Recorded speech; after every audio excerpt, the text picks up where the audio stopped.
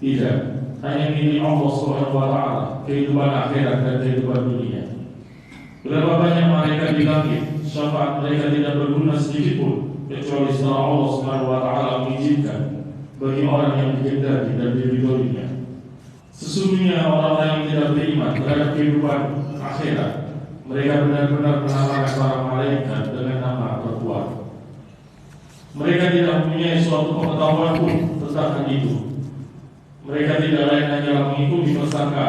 Sesungguhnya persangka tidak bermanfaat sedikit pun terhadap kebenaran. Maka berpalinglah dari orang yang berpaling dari peringatan kami dan tidak menginginkan kecuali kehidupan dunia. Itulah sejauh-jauh pengetahuan mereka.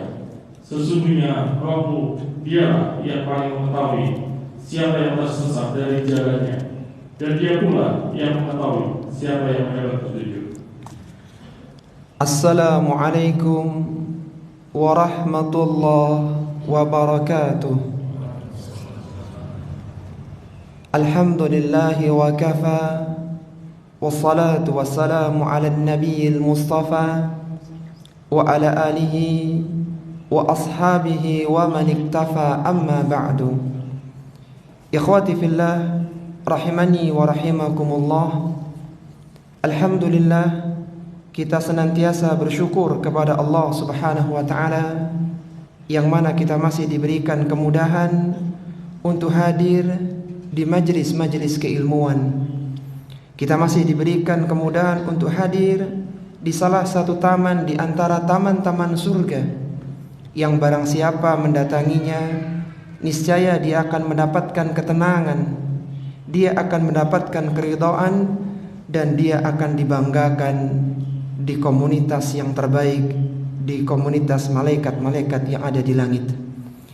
Sebagaimana Rasulullah sallallahu alaihi wasallam pernah bersabda, "Wa majtama'at qaumun fi baitin min buyutillahi yatluna kitaballahi wa yatadarasunahu bainahum illa nazalat alaihimus sakinah wa ghashiyatuhumur rahmah wa haffathumul malaikah wa dzakarahumullahu fi man indah."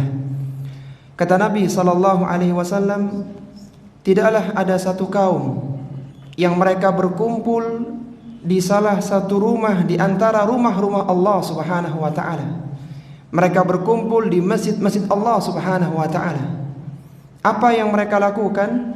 Mereka membaca kitabullah wa yatadarasunahu bainahum, dan mereka saling mengajarkan di antara mereka. Mereka pelajari kitabullah itu. Apa yang akan mereka dapatkan dari majlis seperti ini? Illa nazalat alaihimus sakinah, kecuali mereka akan mendapatkan ketenangan. Wa ghashiyatuhumur rahmah, Allah meliputi dengan rahmatnya. Wa dzakarahumullahu fi man indah, dan Allah akan banggakan mereka di sisi malaikat yang dekat dengannya. Maka sebuah kenikmatan ketika di hari libur banyak manusia mengisi dengan hal-hal yang biasa, tapi kita diberikan kemudahan untuk hadir di majlis ilmu yang utama. Para jamaah rahimani wa rahimakumullah, masih melanjutkan pembahasan tafsir di surat An-Najm, dan kita akan membahas tentang tafsir di ayat yang ke-19 sampai seterusnya, yang banyak membahas tentang sesembahan orang-orang kafir yang ada di Mekah saat itu, yang mana mereka hidup dalam kesyirikan. Mereka menyembah berhala yang tidak layak untuk dipertuhankan.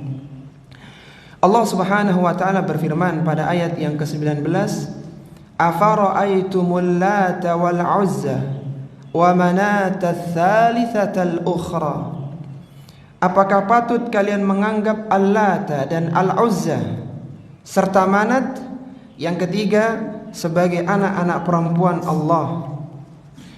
Orang-orang kafir waktu itu meyakini bahwasanya Allah Subhanahu wa Ta'ala memiliki anak perempuan, yaitu berhala-berhala yang mereka buat. Bahkan mereka meyakini malaikat itu adalah putri-putri Allah, dan ini adalah persangkaan yang salah dan tuduhan yang sangat buruk. Ketika Allah Subhanahu wa taala menyebutkan afara'aitumul Lata wal Uzza, apakah pantas kalian menganggap Lata, Uzza bahkan Manat sebagai tuhan-tuhan kalian? Ini menunjukkan kerendahan kedudukan berhala-berhala tersebut di sisi Allah Subhanahu wa taala. Tidak ada kesamaan antara mereka dengan Allah Subhanahu wa taala, sangat jauh sekali. Itu makhluk, bahkan makhluk yang tidak bisa berbicara, yang tidak bisa melihat, tapi dipertuhankan oleh mereka. Ada 3 berhala besar yang terbesar ya di antara berhala-berhala yang ada saat itu. Yang pertama adalah Al-Lata, kemudian Al-Uzza dan Manat, dan ada berhala-berhala kecil yang lainnya. Bahkan ketika Nabi SAW melakukan Fathu Makkah di bulan Ramadan di tahun 8 Hijriah, itu Ka'bah dikelilingi dengan 360 berhala. Jadi penyebutan 3 berhala ini bukanlah hanya 3, tapi hakikatnya mereka punya banyak berhala. Tetapi yang terbesar dari yang ada itu adalah 3 berhala ini yang paling besar. Berhala yang paling utama di sisi mereka adalah Al-Lata. Ini berhala yang disembah oleh penduduk Taif dari Bani Thaqif dan sekitarnya. Taif itu daerah yang agak jauh dari kota Makkah, perjalanan sekitar 30 atau 40 menit ya dari kota Makkah kalau pakai kendaraan darat, kalau pakai bis. Dan di sana dulu ada Al-Lata. Al-Lata disebut Al-Lata karena 2 alasan, kata para ulama tafsir. Yang pertama, Al-Lata itu bentuk muannas dari Allah. Jadi kalau antum misalnya ada kata muslimah begitu, maka dibentuk muannas jamaknya itu tak marbutonya itu diganti dengan alif dan ta. Jadi muslimat begitu. Nah, jadi Allah itu menurut mereka ya laki-laki, sedangkan bentuk wanitanya itu haknya diganti dengan lam dan ta, sehingga Al-Lat begitu. Ini alasan yang pertama. Kemudian alasan yang kedua, disebut Al-Lat karena dahulu ada seorang yang baik yang suka memberi jamuan kepada para jamaah haji di masa jahiliyah yang disebut dengan Lata itu. Jadi Lata ini nama orang solih, nama orang baik yang biasa memberikan jamuan kepada jamaah haji. Jadi meskipun di zaman jahiliyah haji tetap ada, tapi haji mereka itu haji yang sangat menyimpang sekali. Mereka ketika tawaf maka tidak mengenakan sehelai benang pun, sehelai busana pun. Karena menurut mereka harus tawaf dalam kondisi suci. Sedangkan pakaian mereka ini banyak kotorannya, banyak dari harta-harta yang tidak jelas. Sehingga keyakinan mereka tawaf itu harus benar-benar suci dengan tidak berbusana. Dan banyak lagi penyimpangan-penyimpangan yang lainnya. Dan Lata ini adalah seorang yang biasa memberikan jamuan kepada jamaah haji di masa jahiliyah. Sebagaimana perkataan Abdullah bin Abbas dalam Sahih Bukhari, kata beliau, kana Latu rajulan yaluttu sawiqal haji. Lata adalah dahulu seorang laki-laki yang dia menumbuk tepung untuk makanan jamaah haji.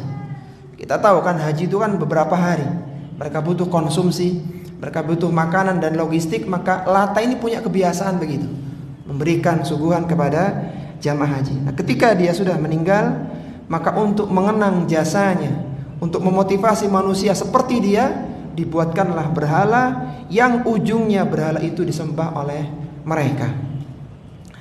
Kemudian berhala yang kedua adalah Al-Uzza. Al-Uzza ini terletak di lembah Nakhlah di dekat Taif juga. Dan Al-Uzza diambil dari nama Al-Aziz. Al-Aziz artinya yang maha perkasa. Jadi kalau antum misalnya kata azim itu adalah besar ya, maka bentuk muannasnya itu uzma. Jadi syafa'atul uzma, karena syafa' itu muannas maka uzma. Seperti daurah baitun kabirun, tapi kalau dauratun kubra. Jadi ada alif maksurahnya. Jadi Uzza itu bentuk perempuan dari Al-Aziz. Al-Aziz. Uzza ini dulu sempat dibunuh oleh Khalid bin Walid ketika Fathul Makkah ya. Khalid bin Walid pernah diperintahkan oleh Nabi SAW untuk membunuh jin yang ada di Uzza. Uzza ini sebuah pohon yang dikeramatkan. Di sana ada jin perempuan yang mengurai rambutnya. Dan Khalid bin Walid diperintahkan oleh Nabi untuk membunuhnya. Awalnya dia katakan, aku sudah membunuhnya wahai Rasulullah. Kemudian kata Nabi, belum, datanglah kembali. Kemudian di sana ada jin dan ditusuk oleh Khalid bin Walid rahimahullahu ta'ala. Dan ini menunjukkan bahwa jin itu bisa mati. Jin bisa meninggal sebagaimana manusia yang tidak bisa meninggal adalah iblis ya. Adapun jin, mereka beranak pinak, mereka juga bisa mati. Dan Uzza ini adalah jin yang ditokohkan, yang diagungkan oleh penduduk Taif dan akhirnya dibunuh oleh Khalid bin Walid. Kemudian yang ketiga adalah Manat. Manat adalah berhala yang terletak di Mushallal yang disembah oleh suku Aus dan Khazraj. Aus dan Khazraj ini ketika akan berperang mereka biasa menggantungkan senjata-senjata mereka di tempat-tempat keramat. Jadi dianggap untuk diisi dengan ilmu gaib sehingga digunakan untuk berperang. Manat ini diambil dari kata Al-Mannan, itu sifat Allah Subhanahu wa taala Maha Pemberi. Bentuk muannaskan jadi Mannan. Dan dalam pandangan orang-orang Arab, Manat ini tingkatannya tidak setingkat dengan Lata dan Uzza. Jadi ini tingkatan. Yang paling tinggi adalah Lata, kemudian Uzza, dan bawahnya Manat, kemudian baru berhala-berhala yang lainnya. Dan semua ini adalah berhala-berhala yang pada hakikatnya tidak layak untuk disembah, tapi disembah oleh mereka karena kejahilian mereka. Apabila ada seorang muslim yang dia tergelincir bersumpah dengan nama selain Allah, sumpah adalah bagian dari ibadah. Ketika seorang mengucapkan sumpah yang menggunakan selain Allah, maka hendaknya dia segera mengucapkan la ilaha illallah dan tidak ada kafarah untuknya. Sebagaimana Rasulullah sallallahu alaihi wasallam bersabda, "Man halafa faqala fi halafihi." Barang siapa yang bersumpah, yang dia berkata dalam sumpahnya, ini contoh sumpah dengan nama berhala. Dia mengatakan misalnya wallati wal uzza, demi Lata dan demi Uzza. Kalau zaman sekarang demi yang lainnya, bukan demi Allah Subhanahu wa taala. Maka kata Nabi, falyakul la ilaha illallah. Maka kafarahnya atau sebagai tebusannya adalah dia mengucapkan la ilaha illallah. Itu sebagai tebusan bagi seorang yang bersumpah dengan nama selain Allah Subhanahu wa taala. Kemudian Allah Subhanahu wa taala berfirman, "Alakumudz dzakaru wa lahul untha." Apakah patut untuk kalian anak laki-laki, walahul untha, dan bagi Allah Subhanahu wa taala adalah anak-anak perempuan. Orang-orang jahiliyah, mereka ketika punya anak perempuan itu malunya luar biasa. Karena waktu itu tersebar perzinahan di mana-mana, sehingga anak perempuan ini tidak ingin dianggap mencoreng nama baik keluarga ketika tergelincir dalam perzinahan. Jadi mereka ketika punya anak perempuan, maka mereka suudzon bahwa anak ini akan jadi pezina besarnya. Sehingga agar itu tidak terjadi, sejak kecil sudah dibunuh oleh mereka. Cara membunuhnya itu dengan dua cara. Yang pertama ketika lahir, jadi ketika istrinya melahirkan, keluar dari rahimnya, dan tahu kelaminnya perempuan, langsung disiapin lubang dan dimasukkan langsung ke dalam lubang di rumahnya, dikubur. Ini cara yang pertama. Kemudian cara yang kedua ditunggu sampai usia sa'ya, usia yang anak ini sudah mulai lucu, usia 7 tahun, 6 tahun, usia-usia yang lucu. Disiapkan sebuah lubang di sakhra, di padang pasir. Kemudian dia minta kepada istrinya agar anak ini didandani dengan cantik. Kemudian diajak ke sakhra, disuruh lihat di bawah, kemudian didorong dan dikubur anak itu hidup-hidup. Inilah kebiasaan orang-orang jahiliyah zaman itu, karena mereka malu punya anak perempuan. Nah, yang aneh adalah ketika mereka ini malu ketika mendapatkan anak perempuan. Kalian malu jika diberikan kabar kelahiran anak perempuan, bahkan wajah mereka berubah menjadi hitam, menjadi marah. Kenapa dapat anak perempuan? Sedangkan mereka mensifati berhala-berhala itu dengan nama-nama perempuan. Dan itu dianggap sebagai bentuk perwujudan Allah Subhanahu wa taala. Sehingga Allah mengatakan tilka idzan qismatun diza. Itu merupakan pembagian yang tidak adil. Ketidakadilan mereka ada dua sisi. Yang pertama, ketidakadilan karena mereka menyebutkan Allah punya anak padahal tidak. Kemudian yang kedua, seandainya punya dan Allah tidak punya anak, maka menjadikan anak perempuan bagi Allah ini sebuah kezaliman. Seharusnya seandainya ada padahal tidak ada, itu laki-laki yang terbaik. Tapi mereka menamakan berhala mereka itu dengan nama-nama perempuan. Sehingga mereka tergelincir dalam dua kesalahan besar, yaitu menyifati Allah dengan punya anak dan menyebutkan nama anak Allah dengan anak-anak perempuan yang mereka pun benci ketika mendapatkannya. Sehingga Allah mengatakan tilka idzan qismatun dhiza. Itu merupakan pembagian yang sangat tidak adil, yang melebihkan pembagian makhluk di atas pembagian Khalik. Dan Allah Maha tinggi dari apa yang mereka ucapkan. Kemudian Allah Subhanahu wa taala berfirman pada ayat yang ke-23, in hiya illa asma'un sammaitumuha antum wa aba'ukum. Berhala-berhala itu hanyalah nama-nama yang kalian buat dengan bapak-bapak kalian yang mengarang sendiri. Nama-nama itu Uzza, Manat, kemudian Lata, bahkan berhala yang lainnya itu kalian yang membuatnya. Ma anzalallahu biha min sultan. Dan Allah tidak pernah menurunkan keterangan sedikit pun agar menyembah berhala-berhala itu. Iyattabi'una illa dhann. Mereka tidak mengikuti kecuali hanya persangkaan saja.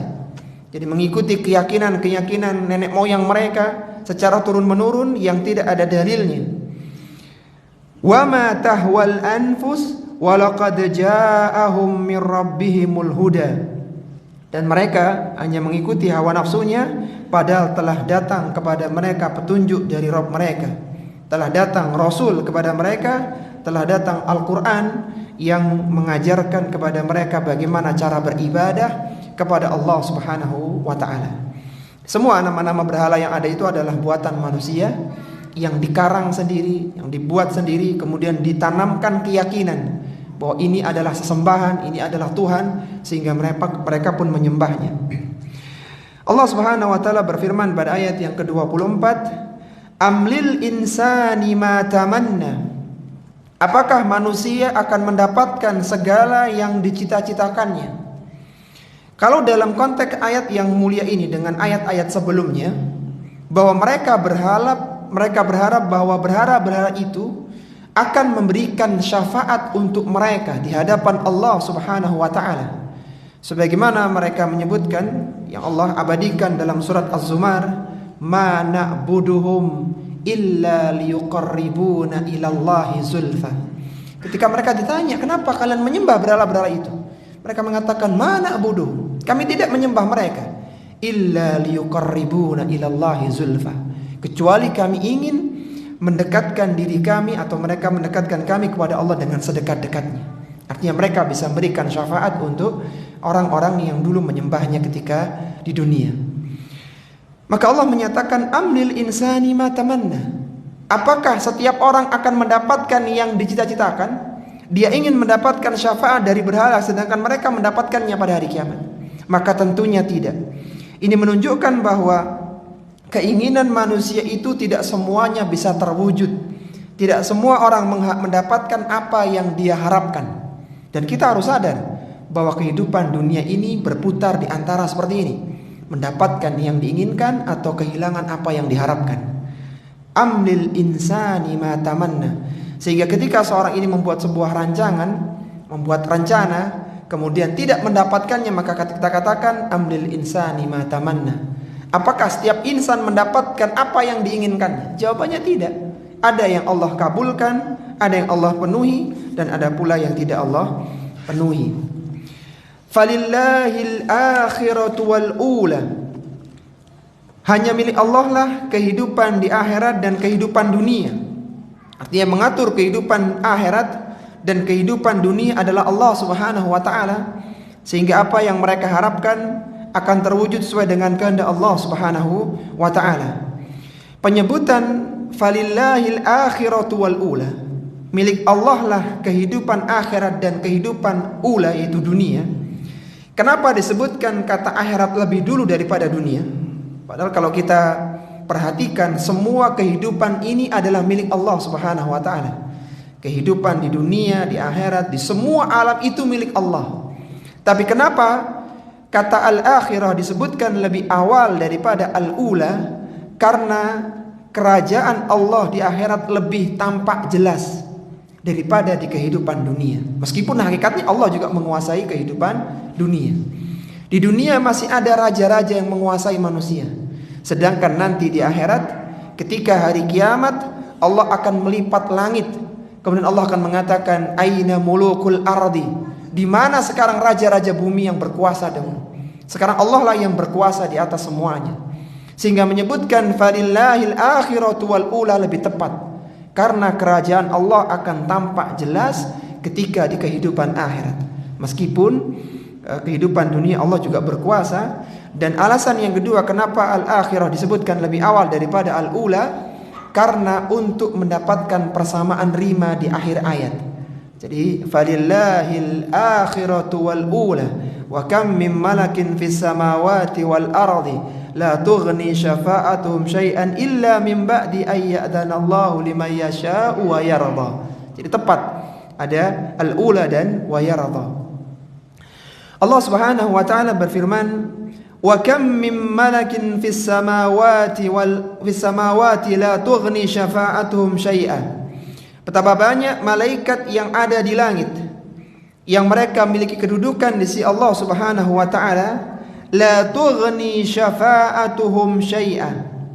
Tidak bermanfaat syafaat mereka sedikit pun. Illa min ba'di ay ya'dzanallahu liman yasha'u wa yarda. Kecuali setelah Allah Subhanahu wa taala mengizinkan bagi orang yang dikehendaki dan diridhoinya. Syafaat ikhwati fillah rahimani wa rahimakumullah adalah sesuatu yang di luar amalan seseorang. Jadi dengan syafaat itu, seorang yang asalnya divonis masuk ke dalam neraka bisa tidak jadi masuk neraka. Dengan syafaat itu, seorang yang asalnya di neraka bawah maka menjadi lebih ringan nerakanya. Dengan syafaat, seorang yang berada di tingkatan surga rendah berada di tingkatan yang tertinggi atau yang tinggi, yang lebih tinggi dari kedudukan sebelumnya. Inilah syafaat. Dan syafaat itu bisa didapatkan dari Nabi sallallahu alaihi wasallam dan didapatkan kepada selainnya.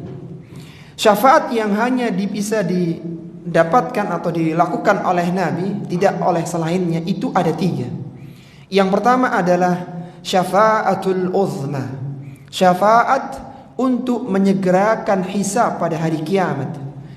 Yang ketika itu manusia berada di mahsyar dalam durasi waktu yang sangat panjang. Mereka berdiri dalam kondisi tidak berpakaian, tidak beralas kaki dan belum dihitan, sedangkan matahari Allah dekatkan, sehingga manusia berpeluh dan berkeringat selama waktu yang sangat panjang sekali, 25.000 tahun. Maka ketika itu mereka berinisiatif untuk mendatangi para nabi dan rasul. Datanglah mereka kepada Nabi Adam alaihissalatu wassalam, kepada Nabi Nuh, Nabi Ibrahim, Nabi Musa, Nabi Isa, dan semuanya tidak bisa menyegerakan hisab. Maka ketika itu mereka pun akhirnya datang kepada Nabi sallallahu alaihi wasallam, sehingga Nabi sujud di bawah arsy, dan akhirnya Allah Subhanahu wa taala pun memulai persidangan. Yang ketika itu Allah datang pada hari kiamat dan malaikat sedang berbaris rapi karena takut dengan Allah Subhanahu wa taala. Sebagaimana Allah sebutkan dalam surat Al-Fajr, wa jaa rabbuka wal malaku saffan saffa. Dan datanglah Rabbmu untuk melakukan persidangan besar dan malaikat berbaris dengan rapi. Dan sebuah pelajaran yang bisa kita ambil, kalaulah dalam kondisi yang segenting itu, sedarurat itu, malaikat masih berbaris dengan rapi, maka tentunya dalam kondisi aman dan nyaman seorang hendaknya meluruskan barisan sholatnya. Karena nanti pada hari kiamat malaikat akan berbaris menyambut kedatangan Allah Subhanahu wa taala. Al-Imam An-Nawawi rahimahullahu taala menjelaskan kenapa manusia tidak diberikan ilham untuk langsung mendatangi Rasulullah Muhammad sallallahu alaihi wasallam.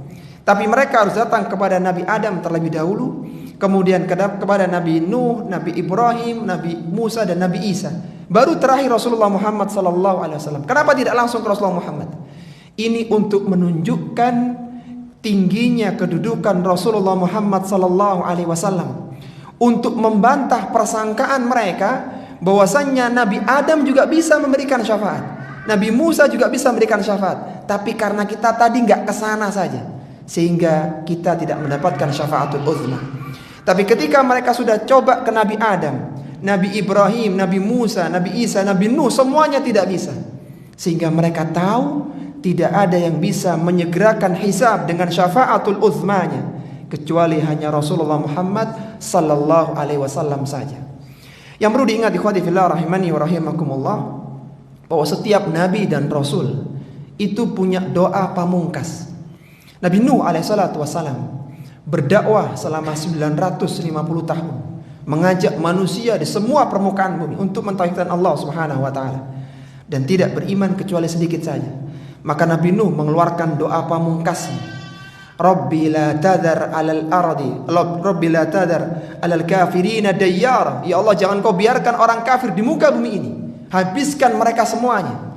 Doa pamungkasnya Nabi Nuh ini menjadikan Allah mencurahkan air dari langit dan dari bumi sehingga bertemu semuanya, sehingga tidak ada yang selamat ketika itu kecuali yang naik bahteranya Nabi Nuh alaihissalatu wassalam. Adapun Nabi kita Muhammad sallallahu alaihi wasallam, beliau menyimpan doa pamungkasnya untuk menyelamatkan seluruh manusia. Ketika beliau berdakwah ke Taif, tadi kita sebutkan Taif di sana ada berhala zaman itu ya. Ketika itu ibunda Aisyah radhiyallahu taala tanya kepada Rasulullah sallallahu alaihi wasallam, wahai Rasulullah, di fase dakwahmu kapan engkau merasakan kondisi berat dalam berdakwah? Maka beliau menceritakan, waktu itu wahai Aisyah radhiyallahu taala, aku ditinggal mati oleh Khadijah, istri tercintaku, disusul dengan kematian pamanku Abu Talib, sehingga tekanan orang-orang Mekah semakin kuat kepada aku. Maka aku berangkat dengan anak angkatku Zaid bin Harithah ke Taif, jauh-jauh berangkat ke Taif. Untuk apa? Untuk berdakwah di sana, karena di Mekah orang tidak mau menerima dakwah Nabi. Beliau berharap ketika ke Taif, orang Taif mau menerima. Beliau berdakwah, membuka pengajian di sana. Siapa tahu ada orang yang mau mendengarkan. Ternyata di Taif itu, jangankan orang dewasanya, anak kecilnya itu melempari beliau dengan batu, sehingga Zaid bin Harithah harus melindungi Rasulullah dengan badannya, dan berdarah beliau. Rasulullah pun juga mendapatkan lemparan sehingga memar, sampai akhirnya beliau berteduh di bawah lereng gunung, sehingga datanglah malaikat gunung untuk menawarkan, kalau engkau mau wahai Rasulullah, aku akan timpakan 2 gunung besar ini kepada penduduk Taif, karena mereka telah melempari nabinya sallallahu alaihi wasallam yang mulia. Kata Nabi, tidak, jangan. Aku berharap dari mereka ada keturunan yang hanya beribadah kepada Allah Subhanahu wa taala saja. Tidak dikeluarkan doa pamungkasnya, justru dikeluarkan sebagai syafaatul uzma pada hari kiamat kelak. Kemudian yang kedua adalah syafaat untuk mengetuk pintu surga, yang itu hanya bisa dilakukan oleh Nabi sallallahu alaihi wasallam yang mulia. Dan di surga itu pintunya ada 8 yang tidak akan dibuka kecuali setelah diketuk oleh Nabi sallallahu alaihi wasallam yang mulia.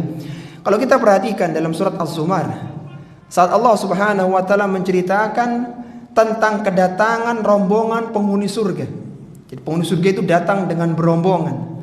Wasiqal ladzina taqaw rabbahum ilal jannati zumara hatta idza ja'uha wa futihat abwabuha.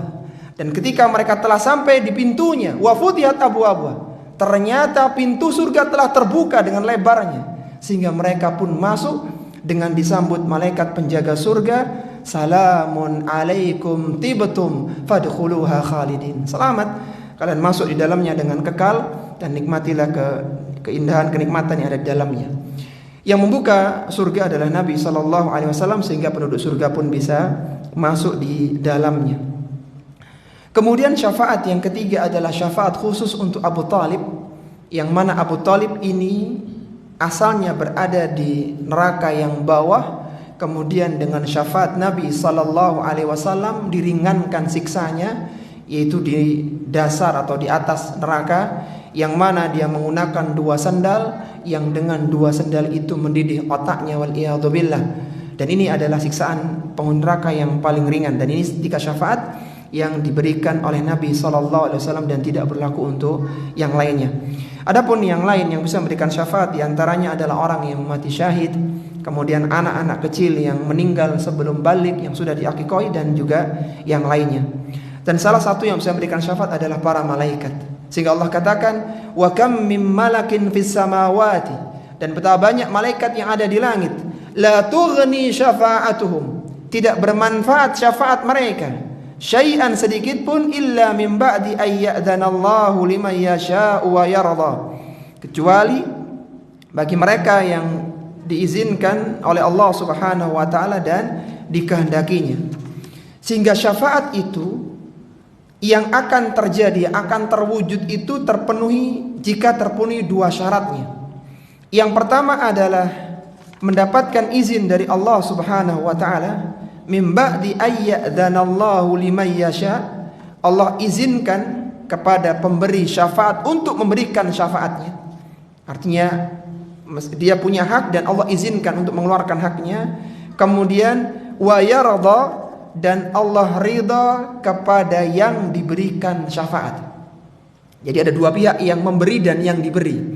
Yang memberi ini Allah berikan izin untuk memberikan syafaatnya, silakan berikan syafaat. Kemudian yang menerima syafaat itu yang diridhoi oleh Allah Subhanahu wa taala. Kalaulah malaikat saja tidak bisa memberikan syafaat kecuali dengan 2 syarat ini, malaikat diizinkan memberikan syafaat dan yang diberi syafaat diridhoi oleh Allah Subhanahu wa taala, maka mungkinkah Allata, Al-Uzza dan Manat memberikan syafaat? Tentunya tidak bisa. Malaikat saja yang suci, yang baik, yang dekat dengan Allah tidak serta-merta bisa memberikan syafaat, tapi harus diizinkan oleh Allah Subhanahu wa taala dulu, dan orang yang akan diberi diridhoi oleh Allah Subhanahu wa taala. Maka bagaimana mungkin berhala itu bisa memberikan syafaat untuk mereka, sedangkan berhala itu tidak dekat dengan Allah Subhanahu wa taala? Allah tidak mengizinkan mereka untuk disembah, dan mereka pun bergelimang di dalam kesyirikan. Dan salah satu syarat orang yang akan mendapatkan syafaat adalah mereka bertauhid kepada Allah dan tidak melakukan kesyirikan. Ketika ada orang yang tergelincir dalam kesyirikan, ada keluarganya yang bisa memberikan syafaat, karena mungkin dia mujahid misalnya, atau anak kecil bisa memberikan syafaat ke orang tuanya. Ternyata orang tuanya bergelimang dalam kesyirikan, maka syafaat itu tidak akan berlaku. Sebagaimana Nabi SAW bersabda, as'adun nasi bi syafaati yaumal qiyamati, orang yang paling berbahagia dengan syafaatku pada hari kiamat, man qala la ilaha illallah khalisan min qalbihi aw min nafsi, itu seorang yang mengatakan la ilaha illallah, tidak ada sembahan yang berhak disembah kecuali Allah, khalisan min qalbihi aw nafsi, yang diucapkan dengan ikhlas, dengan tulus dari hatinya atau dari dirinya. Dan di antara yang mendapatkan syafaat Rasulullah sallallahu alaihi wasallam adalah pelaku dosa besar, tentunya yang tidak tergelincir dalam kesyirikan. Sebagaimana Nabi sallallahu alaihi wasallam bersabda, syafaati li ahlil kabairi min ummati, syafaatku akan aku berikan kepada pelaku dosa besar di kalangan hamba, di kalangan umatku. Jadi tentunya yang tidak tergelincir dalam kesyirikan, karena ketika itu kesyirikan maka Allah tidak meridhoinya. Kemudian Allah Subhanahu wa taala berfirman, innal ladzina la yu'minuna bil akhirah la yusammunal malaikata tasmiyatal untha, sesungguhnya orang-orang yang tidak beriman dengan kehidupan akhirat, itu orang-orang kafir, la yusammuna, mereka akan benar-benar memberikan nama para malaikat tasmiyatal untha, dengan nama-nama perempuan. Mereka orang-orang jahiliyah meyakini bahwasannya malaikat adalah anak-anak perempuan Allah dan maha tinggi Allah dari apa yang mereka ucapkan. Mereka tidak menyucikan Allah dengan penyucian yang benar, dan mereka ini, yaitu orang-orang kafir jahiliyah, menamakan malaikat dengan nama-nama perempuan. Sebagaimana Allah sebutkan dalam Al-Quran di surat Az-Zukhruf pada ayat yang ke-19, وَجَعَلُوا الْمَلَائِكَةَ الَّذِينَ هُمْ عِبَادُ الرَّحْمَنِ إِنَاثًا. Mereka menjadikan para malaikat adalah ibadur rahmani inath, adalah hamba-hamba perempuan Allah Subhanahu wa taala, anak-anak Allah Subhanahu wa taala menurut keyakinan mereka. Maka Allah tanya, asyahidu khalqahum, apakah mereka dulu pernah melihat malaikat itu diciptakan sehingga mereka tahu, oh ini perempuan, ini laki-laki. Yang benar, malaikat tidak berjenis kelamin. Tidak ada malaikat laki-laki perempuan. Malaikat tidak seperti manusia. Jadi ketika mereka menyebutkan malaikat dengan nama-nama perempuan, maka Allah tanya, asyahidu khalqahum, apakah mereka melihat penciptaan malaikat? Pernah melihat malaikat sehingga mereka pun bisa mengatakan malaikat itu perempuan. Satuktabu syahadatuhum wa yus'alun.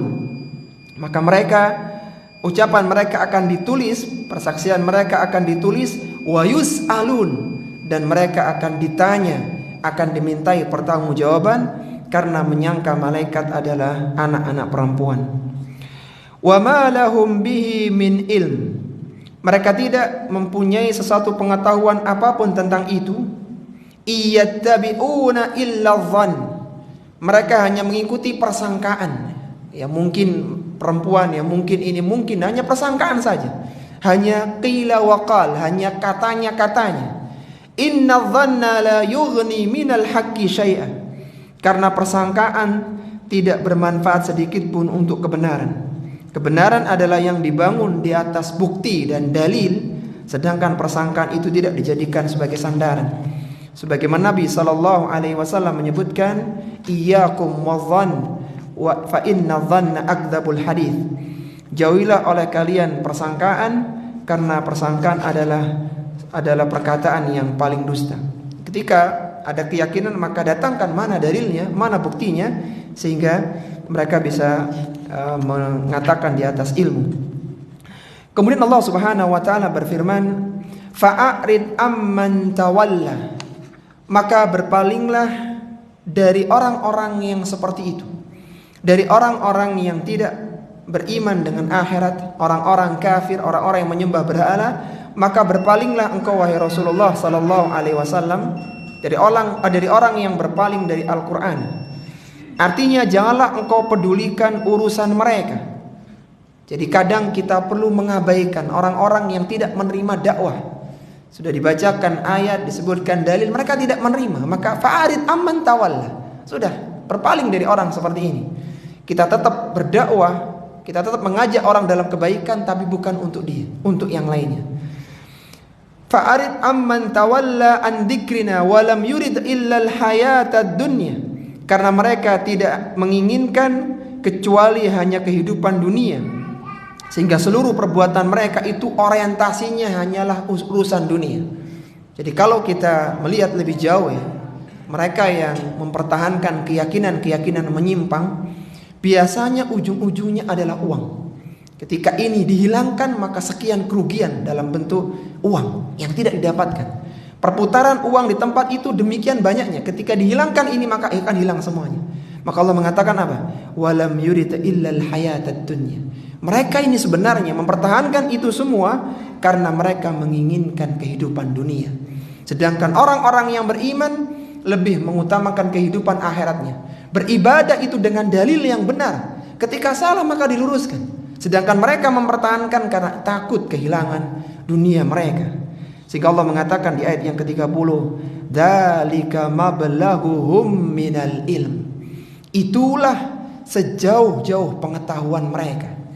Jadi puncak pengetahuan mereka adalah bagaimana cara mendapatkan uang sebanyak-banyaknya, mendapatkan rezeki yang sebanyak-banyaknya, harta sebanyak-banyaknya.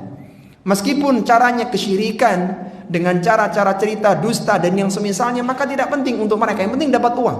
Sehingga Allah katakan dzalika mablaghuhum minal ilm. Itulah puncak dari pengetahuan mereka, yang mereka menjadikan dunia sebagai tujuannya. Inna rabbaka huwa a'lamu biman dhalla an sabilihi wa huwa a'lamu biman ihtada. Dan Allah, Rabbmu Maha tahu siapa yang tersesat dari jalannya dan siapa yang berada di atas petunjuk. Sehingga apa kata Az-Zajjaj rahimahullahu ta'ala ketika menafsirkan ayat yang mulia ini, surat An-Najm pada ayat yang ke-30, ketika menyebutkan tentang orang-orang jahiliyah, dzalika mablahuhum minal ilm, itulah sejauh-jauh pengetahuan mereka.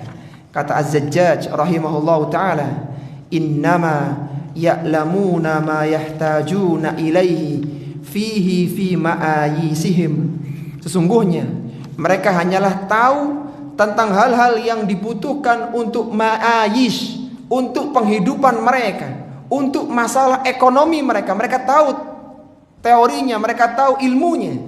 Wa qad nabadhu amral akhirah, sedangkan mereka lalai, mereka jahil, mereka tinggalkan tentang urusan akhirat. Dan ini sebuah peringatan untuk kita semuanya. Kalaulah antum diberikan kelebihan dalam ilmu dunia, antum bisa dengan ilmu antum mendatangkan uang yang banyak, itu bisa dijual, bisa dibisniskan dan yang semisalnya, itu bagus. Tapi jangan lupa kita perlu ilmu untuk urusan akhirat. Kalaulah untuk bisa membuat satu sajian makanan saja butuh ilmu, bagaimana racikannya, bagaimana proporsi bumbunya, butuh ilmu sehingga makanan itu lezat. Maka bagaimana untuk selamat di akhirat, maka tentunya butuh ilmu. Boleh seorang pandai dalam urusan dunia, tapi ingat, itu hanya bisa menyukseskan antum dalam urusan dunia. Antum harus selamat di kehidupan akhirat. Maka jadikan ilmu yang tertinggi adalah ilmu akhirat. Kalaulah orang bisa mulia dengan ilmu dunianya, dia bisa kaya dengan dunianya, maka bagaimana ketika ada seorang muslim yang dia punya ilmu akhirat, yang dengan ilmu tersebut dia selamat di kehidupan setelah kematiannya.